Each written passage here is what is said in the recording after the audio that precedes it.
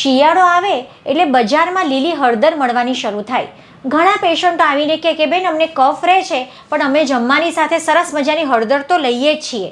જમવાની સાથે હળદર તમે ચોક્કસ લઈ જ શકો, પરંતુ જ્યારે કફનો નાશ કરવા માટે તમારે હળદરનું સેવન કરવું છે તો એકલી હળદર આટલો ગાંઠિયો લઈ લો, એની છાલ ઉતારો, એને ગેસ ઉપર સહેજ ગરમ કરી લો, પોચી પડે એટલે ઉપર સિંધવ મીઠું નાખી અને ચૂસીને ચાવી જાઓ. જ્યારે પણ હળદર લો ત્યારે આગળ પાછળ અડધો કલાક બીજી કોઈ પણ વસ્તુ પેટમાં ન જાય એનું ધ્યાન રાખો, તો જ હળદર સારી રીતે શરીરમાં અસરકારક સાબિત થશે.